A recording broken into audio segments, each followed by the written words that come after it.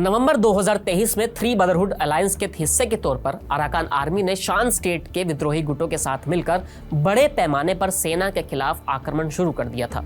कुछ ही महीनों ने अराकान आर्मी ने रखाइन और चिन स्टेट के प्रमुख सैन्य ठिकानों पर कब्जा भी कर लिया और सिर्फ म्यांमार ही नहीं, इसके प्रभाव ने बांग्लादेश और भारत जैसे पड़ोसी देशों को भी टेंशन में डाल दिया। तो चलिए सबसे पहले ये जान लेते हैं कि अराकान आर्मी से आखिर बांग्लादेश चिंतित क्यों है।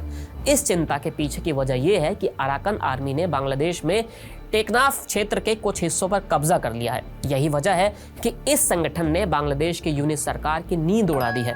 इस संगठन से भारत को क्यों चिंता हो रही है, चलिए इसके बारे में भी जान लेते हैं। दरअसल अराकान आर्मी का प्रभाव भारत के रणनीतिक और आर्थिक दोनों तरह की चिंता बन चुका है। जनवरी में इस संगठन ने म्यांमार के चीन प्रांत के पालेतवा शहर पर कब्जा कर लिया था, जो भारत बांग्लादेश सीमा के करीब है।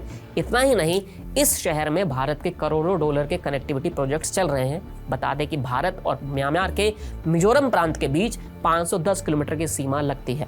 म्यांमार के इस क्षेत्र में जब सेना और विद्रोहियों के बीच झड़प होती है तो बड़ी संख्या में शरणार्थी मिजोरम में शरण ले लेते हैं।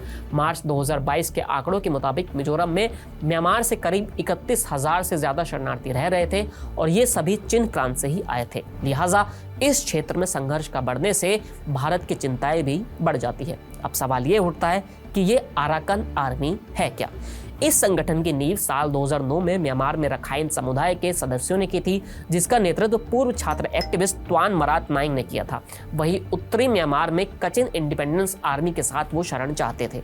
शुरुआत में संगठन ने कचिन प्रांत की जेड माइंस में काम करने वाले मजदूरों को अपने साथ जोड़ा। उसके बाद वहां से शान प्रांत में म्यांमार की सेना के खिलाफ लड़ाई के अनुभव से खुद को मजबूत किया। अराकान आर्मी का दावा है कि इसके पास 30,000 से अधिक लड़ाके हैं, लेकिन स्वतंत्र विश्लेषक के मुताबिक इसके पास लड़ाकों की संख्या 20,000 के आसपास हो सकती है।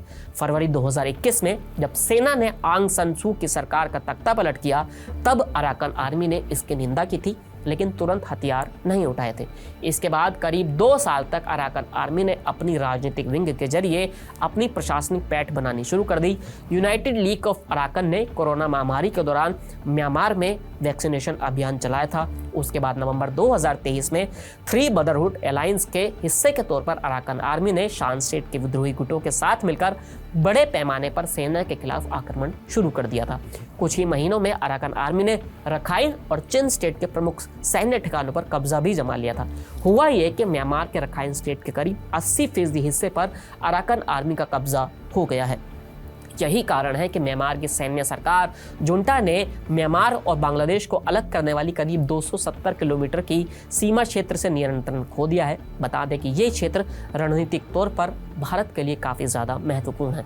इस तरह से अराकान आर्मी सिर्फ म्यांमार का संगठन नहीं रह गया है, बल्कि ये एक क्षेत्रीय चुनौती बन चुका है जो बांग्लादेश और भारत की सुरक्षा और स्थिरता को प्रभावित कर रहा है। सवाल ये है कि क्या भारत और बांग्लादेश मिलकर इस चुनौती का सामना कर पाएंगे या नहीं। फिलहाल इस वीडियो में इतना ही, फिर मिलेंगे नए वीडियो के साथ। शुक्रिया।